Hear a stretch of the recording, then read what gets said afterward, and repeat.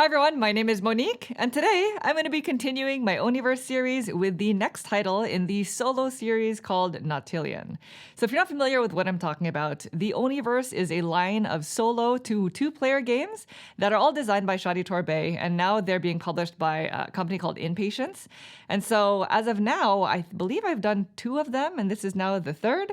So the first video I made in the series was for Stellarion, followed by Arion, and now we have Nautilion, which was originally released in 2016. Similar to Arion, I believe, this also has some dice rolling. And so as per usual, I will teach the game as I play it, since these are fairly quick games. And if you'd like to follow along with the series, you can check out the playlist, which is linked up there. All right, and without further ado, we are ready to begin. So if you'd please direct your attention to the center of the table, we're all set up here for a solo game of Nautilion. Welcome to the ocean, I believe this is. Now, just like in the other titles, I'm only playing the base game of this. All of the games in the series come with like 5 or 6 different expansions, and this time I'm not including any of them. The one thing that I am changing, though, is I am playing with a different board. So the game comes with a few of these, I believe 6 of these different ships. And so it is recommended for your first game that you play with the A side because it is going to be the easiest, but I have decided to play with this specific B side of this ship. And so we also have matching tokens to match each ship shape. Now, I have never played with this board before, so there is a chance that I will lose. But if you are interested in learning about the different expansions that come with this game, I will go over them briefly at the end of the video. Now, the theme of this game is we have a baddie over here, the treacherous Dark House.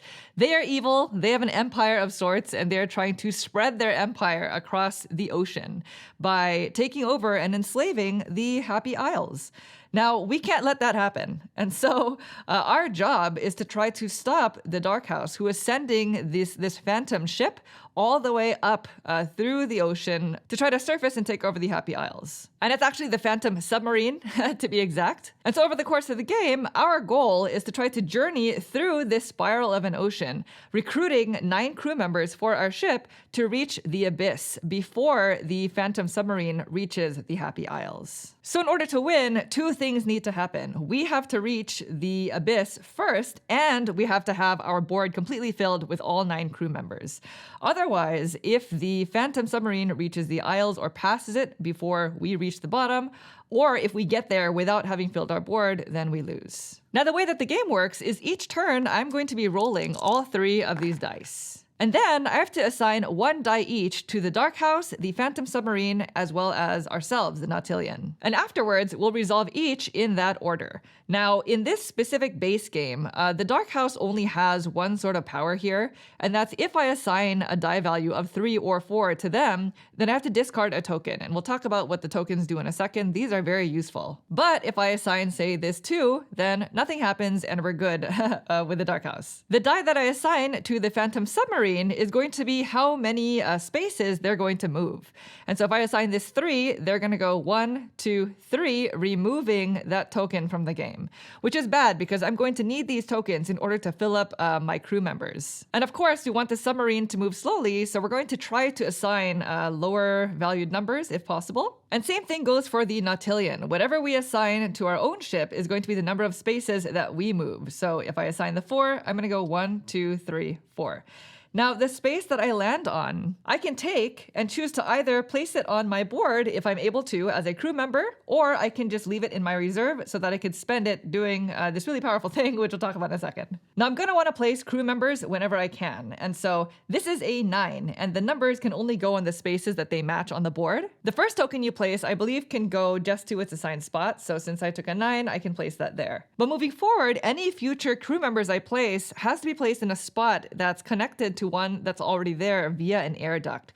And so there are these small sort of orange connection spaces in between the circles, which means if I place this 9, then now I can only place an 8 or a 4 next. So I'm going to want to be strategic about which crew members I place and how quickly I progress downwards, because I don't want to reach the abyss without having a full set of crew members. And that's essentially how most of the game works. Now, the one thing that I haven't mentioned yet is after rolling your dice, you can actually cast spells. And so we have this Grim War here that shows 3 different spells, and this is what the tokens in your reserve are going to be useful for.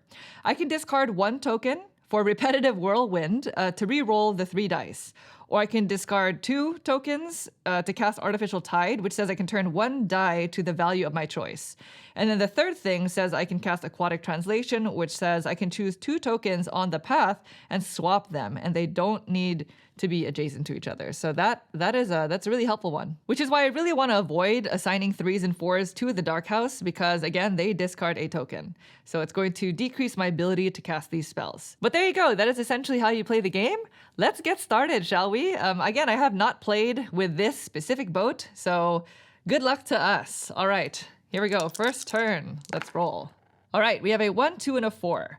Now, looking at this board, the most ideal numbers to place first are going to be the 1 or the 5, because they have the most numbers of connections, which makes assigning a 1 to our Nautilion really tempting, because it's going to get us this 1. These tokens are all randomly spread out at the start of the game, by the way. There's no real rule for placing these out. So the thing that's tough is I would have to assign the 4 to the Phantom Submarine, which makes them move real fast, and then the 2 to Dark House here to avoid discarding a token. I guess let's just do it, right? It's still really early. Yeah, let's do it. And by the way, I'm not casting any spells. I'll just let you know when I decide to cast them, which will hopefully be later in the game. So then we're going to resolve them all, starting with the Dark House. This is neither a 3 or a 4, so nothing happens. The Phantom Submarine will now move by 4. 1, 2, 3, 4. That takes a 6 out of the game. So I have to be mindful as to how many of each number are still in play. And then, of course, we move ourselves by 1 space. So this is that valuable 1 that I was mentioning. We're going to use that as a crew member. So we have our first crew member who is supporting our cause. Thank you to you. Let's go ahead and roll. So turns are very quick. We pretty much just do this until we win or lose. All right, we have a 1 and 2 2s. So this is fantastic because we don't have to worry about them, and it's going to slow down the Phantom Submarine regardless. So with this roll, we can either take an 8 or a 5. An 8 is not legal placement-wise, so let's just go with a 5 then, shall we? And then let's assign the 2 to the Dark House and a 1 to Phantom Submarine over here so that they move really slowly. So nothing happens. They're going to move by 1, removing an 8 token. So we have a 6 and an 8 that are out. And then we're going to move by 2. 1, 2. Sorry, I got a little confused there. Okay, so I'm taking the 5, and I'm going to go ahead and place that there. So now we have more connections to the rest of the ship. And by the way, all of these tokens come with stands, so you're technically supposed to sort of do this, but from the top-down camera, you won't be able to see it at all if I did that. All right, moving on. Let's see what we have. Wow, we are getting so lucky. So 1, 1, and a 2, which means an 8 or a 9 for us. Now, a 9 is not connected to any of our crew members, and we already know that we removed an 8. So let's take the 8 while we can, right? Which leaves us with 1s for the other 2 over here. Dark House does nothing. Phantom Submarine will remove another 6. So we need to get a 6. The soonest 6 is over here. Let's try not to pass that. And then we move by 2. So 1, 2. We're going to take the 8, and let's go ahead and fill our 3rd crew member. This is going really smoothly. Oh my gosh. Here we go. Our first terrible roll. I'm going to cast a spell. And the reason why is because I'm going to have to place a 3 on Dark House no matter what, which would require me to discard a token. So I might as well just spend the token to cast Repetitive Whirlwind, which lets me just re-roll all 3 dice. So I'm going to spend it rather than just giving it to Dark House over here. Let's see. All right. 2 1s and a 4. Ooh, we can take the 7, but they're going to move really fast. But maybe that's okay. Let's do it. So 1, 4, and a 1. So nothing happens with Dark House. They're going to move 1, 2, 3, 4, removing a 3. Okay. They're not too much of a threat yet, I guess, because they're still pretty deep. I think when we start passing each other is when the panic will settle in. So here's the 1, taking the 7 and placing it right there because it's connected via my 5. So we need 1, 2, 3, 4, 5 more crew members. Okay, that's still kind of a lot. So let's see. Okay. So 1, 3, and 4, which means we're losing a token unless we assign this to Dark House. Well, we already know that we wanted to take the 6, right? We're just moving down sort of quickly, But this is a good opportunity to take the 6 because if we can assign the 4 there, let's just assign the 1 to Dark House and the 3 to the Phantom. All right, so Dark House does nothing. Phantom will move by 3. 1, 2, 3, removing the 2. And now they're kind of creeping up into that middle area.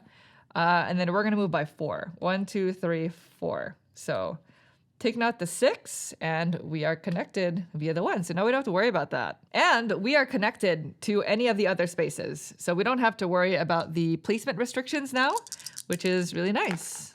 Okay, well, this is not ideal. I could take the 1, because we do need a value 2 crew member, but we do need to start going faster, because we're going to need to reach the abyss, kind of soon. Let's just discard this. This might be a mistake. I'm going to cast Repetitive Whirlwind again. And you can cast multiple spells, by the way, on your turn. But let's just go with this 1 spell. All right, so we have 1s and 2s. That's great. Let's just take the 1. Everybody's moving slowly this turn. 2 for Dark House over here and 2 for Phantom. So nothing happens. They're going to move 1, 2, removing a 5, which is fine. And then we're going to move up by 1. So we'll take the 2. And then place it right there. So we need 3 more. We need a 4, 9, and a 3. So we can go 4 or 5. 4 or 5 away. Do we have any more 3s? We only have, there's another one here. Okay, so we have to be cautious of that. There are only 2 3s left.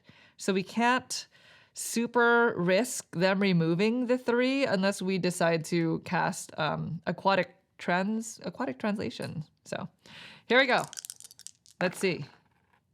2 and 2 3s. That's not any of the numbers that I said.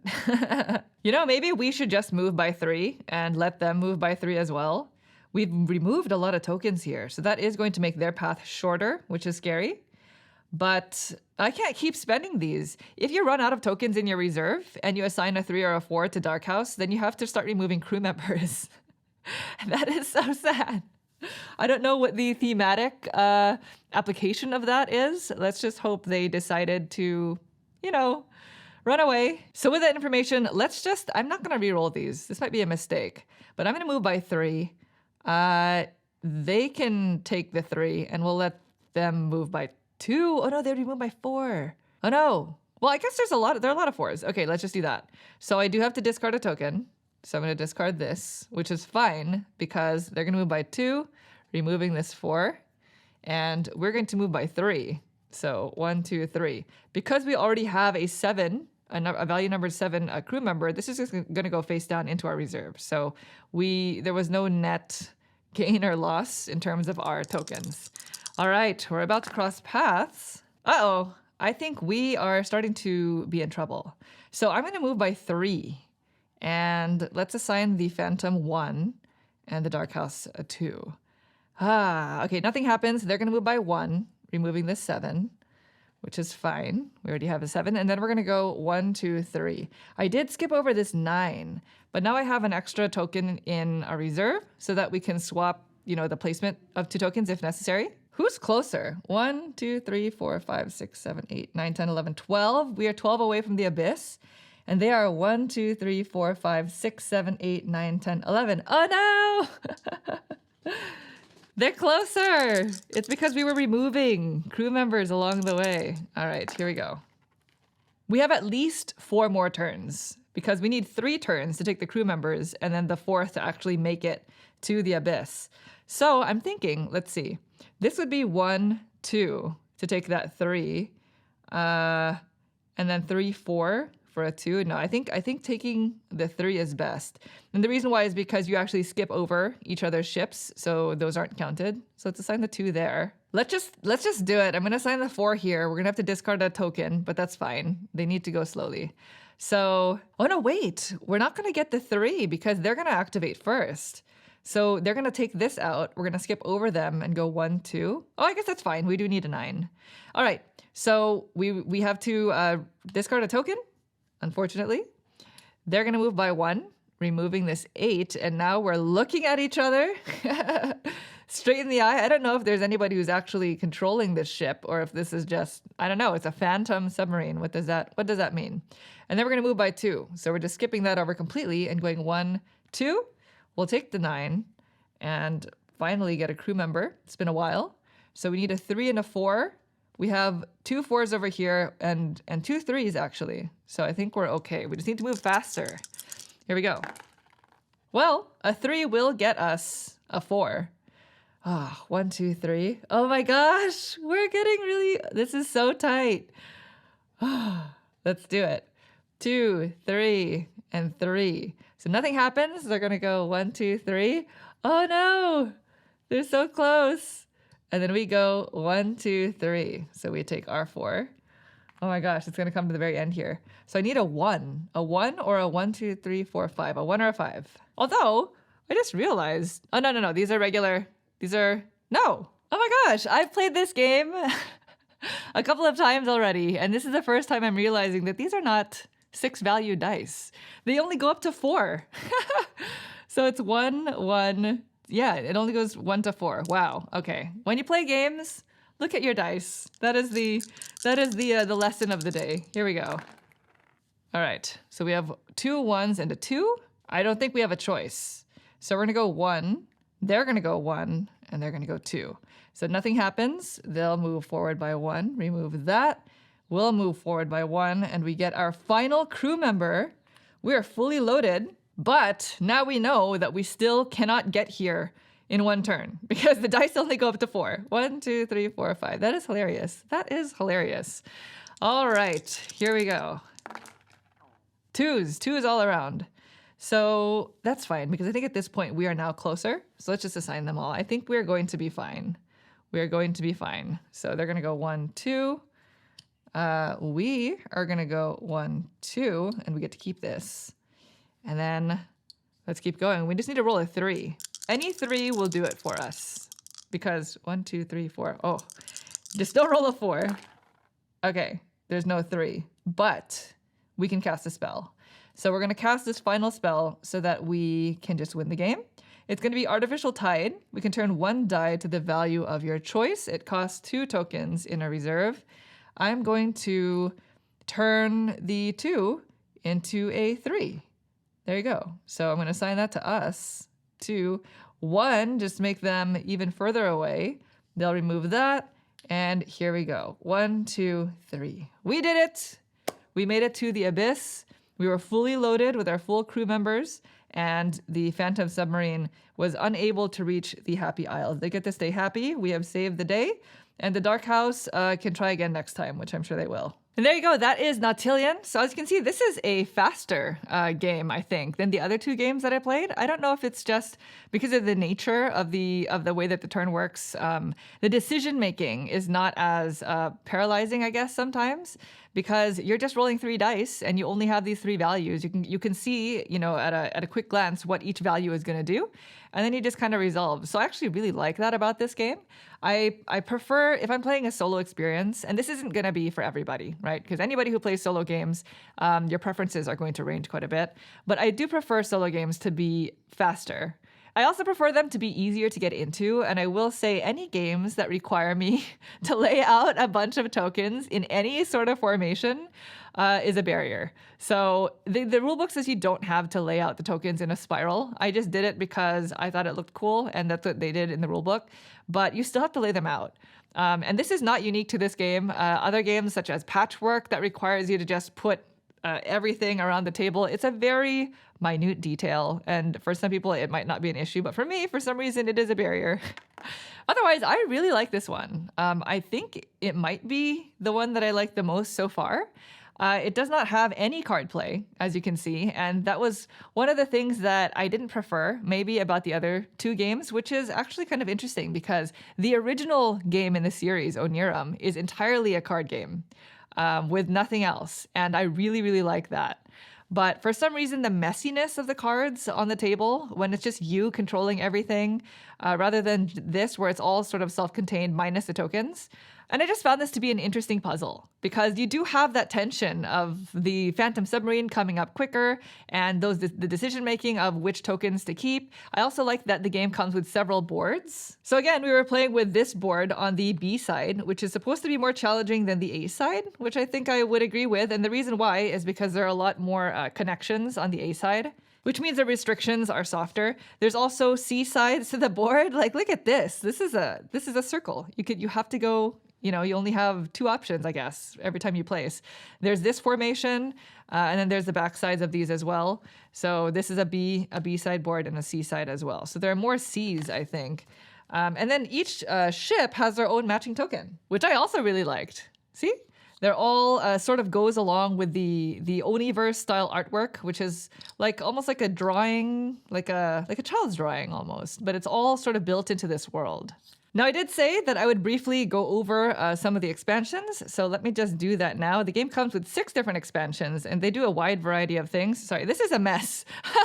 Let me just clean this really quick. The first expansion we have is called the Mages, and so it comes with this, I think it's called the Mage Cabin, as well as these Mage tokens. And so you add these to all of the 36 tokens that you form a spiral with. And so these are additional tokens that you have to collect and place on the board.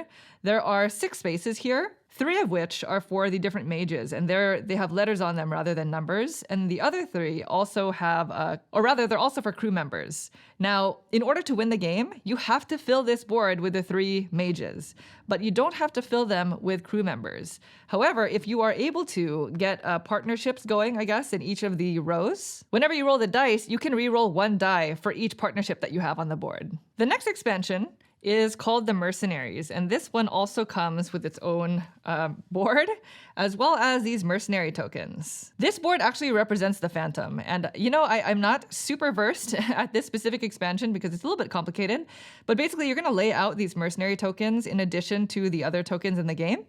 And each time you land on one of these, you have the option of placing it on your ship as a crew member. Same thing goes for the Phantom submarine, though. They can place these on their Phantom submarine board. And the reason why is because they have harpoons. It's really tiny, but there are these 2 harpoon symbols on them. In addition, some of the crew members, I don't exactly remember which numbers they are. I know at least the 5 has, at the 2, I think it's 2, 5, and maybe 8. They also have a single harpoon on them, the regular crew member tokens that are in the game. And so as soon as the 2 ships meet, nothing happened in the base game. But with this expansion, you're going to go to battle and you're basically going to count up the number of harpoons that each side has. And if you have fewer harpoons than the Phantom submarine, then you immediately lose the game. If not, then you get to continue playing, but you have to discard the mercenaries. So it's this whole procedure. The third expansion is called the Reefs, and it has to do with these reef tokens that you're going to lay out next to the crew member tokens. There's a little like a cutout for them so that they're going to go like this on the table. And this one is another one that is a bit too complicated for my liking, I think, because there's a whole procedure. If you land on a reef token, you take the crew member as normal, but on your next turn, if you start your turn next to a reef token, you have to roll a die. And if the die is a certain value, then you have to do this whole thing. There's this whole procedure that I'm not very well versed at, but just know that this is the third expansion. I'm so sorry that I wasn't able to speak on it. One of the expansions adds heroic action cards, which basically let you do a thing. You start with 3 of them revealed and the other ones face down. And it'll say stuff like, the Phantom moves backwards this turn, or turn the dice to the value of your choice, and the 3 values must be different. You can play any number of these cards after rolling the die, but for each one that you choose to play, you have to discard a crew member from your Nautilion board, so not the ones from the reserve. And in order for you to win, you have to reach the abyss with none of these being revealed. So that is I believe this is the 5th expansion actually. So there are only 5 different expansions, and the 4th one I think is my favorite. It is the Dark House expansion, and it basically includes different cards that will impact the way the Dark House works. So depending on your level of difficulty, you're always going to play with 5 of these, but the red ones are more difficult. I have no idea why I'm laying them all out.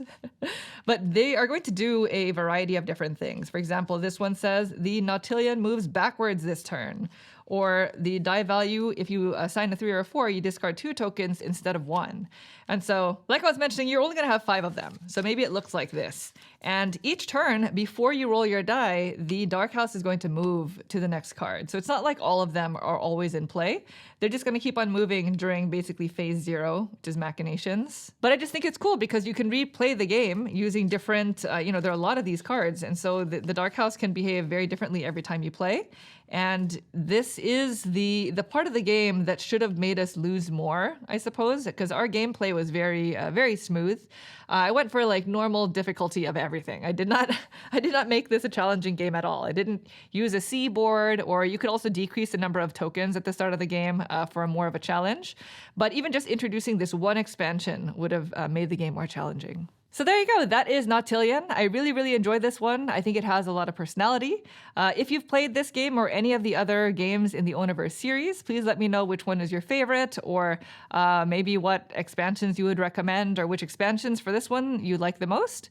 And otherwise, I will see you in the next one, which I believe is going to be Castellion. So I'll see you next time. Thanks for watching. Bye.